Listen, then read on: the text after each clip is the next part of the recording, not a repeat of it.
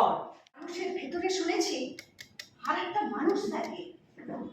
তোমরা কি আমার মধ্যে লুকিয়ে থাকা আর একটা নন্দিনী সেটি আমি খুশি হয়ে উঠেছিলাম। ফুলশয্যার রাত্রে অপেক্ষা করতে করতে যখন ঘুমিয়ে পড়তে যাচ্ছ, হঠাৎ শব্দ করে দরজা খুলে গেল। তারপর টলতে টলতে তোমার বাবার পছন্দের রাজপুত্রের তোমার এই ঘুম ঘুম মুখে তীব্র মদের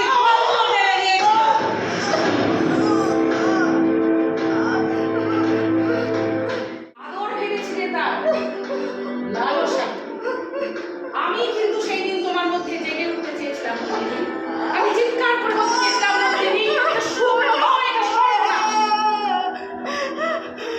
তুমি কিন্তু শোনোনি। আমাকে বুকের ভেতর ঘুম পাড়িয়ে রেখে তুমি ডুবে গেলে স্বামী নামক এক মাতালের সাথে সোহাগ রাতে।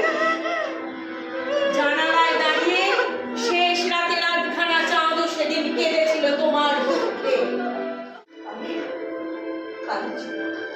যখন রাজার কাছে যাই, যেটা বোঝাই রাজাকে অন্ধকার থেকে আলোর মধ্যে নিয়ে আসি, আমরা এক হয়ে উঠি, একের মধ্যে অজস্র হয়ে উঠি, রাজাকে প্রেমের আলোয় নিয়ে আসি। রাজা, শুনতে পাচ্ছ? বাইরে এসো। তোমার অন্ধকার গর্ত থেকে জালের সামনে এসে দাঁড়াও।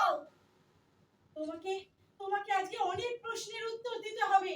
কেন কেন গোটা রাজ্যকে অন্ধকার করে রেখেছো? কেন এত দুঃখ, কষ্ট, যন্ত্রণা? কেন এত অত্যাচার? কেন এত কান্না রাজা? কেন এত চোখের জল? এ তোমার ষড়যন্ত্র রাজা, এ তোমার অনুচরদের শাসন। মানুষ তোমার কাছে অসহ্য, তাই না রাজা? মানুষের সৌন্দর্য তোমার কাছে অসহ্য, মানুষের গান তোমার কাছে বিদ্রুপ, মানুষের আর্তচিৎকার তোমার কাছে হাসির খোরাক। তোমার চারদিকটা শাসনের বেড়া দিয়ে এমন ভাবে ঘিরে রেখেছো, সেখানে শুধু ঘৃণা তরল টকবক করে ফুটছে। আর ওই ঘৃণার উষ্ণ পাকে তুমি নিজেই একটু একটু করে ডুবে যাচ্ছ পাপের সমুদ্রে। লুকিয়ে থেকো না রাজা, বাইরে বেরিয়ে এসো। যদি পারো জাল ছিঁড়ে বাইরে বেরিয়ে এসো রাজা। জাল ছিঁড়ে বাইরে বেরিয়ে এসে মানুষের সামনে এসে দাঁড়াও রাজা। মানুষের দুঃখ যন্ত্রণার পাশে আর করবে না কাল। বেরিয়ে পড়েছে রাত্রি মেয়ে, ছিঁড়ে সব মায়া যাও। বাইরে এসো রাজা, শুনতে পাচ্ছ? বাইরে এসো। তোমার অন্ধকার গর্ত থেকে জালের সামনে এসে দাঁড়াও। আমাদের অনেক প্রশ্নের উত্তর দিতে হবে তোমাকে। কেন কেন গোটা রাজ্যকে অন্ধকার করে রেখেছো? কেন এত দুঃখ, যন্ত্রণা, কষ্ট? কেন এত অত্যাচার? বাইরে এসো। রাজা,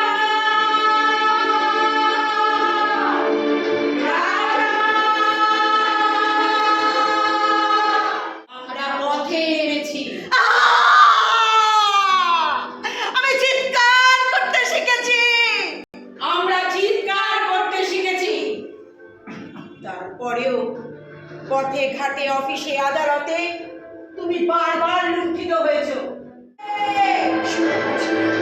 শুনতে পাচ্ছ না? হাজার নন্দিনীর পায়ের আওয়াজ আসছে।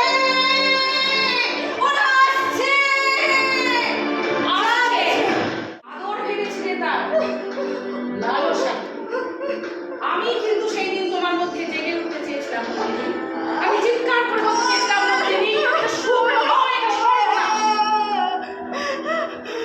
তুমি কিন্তু শোনোনি। আমাকে বুকের ভেতর ঘুম পাড়িয়ে রেখে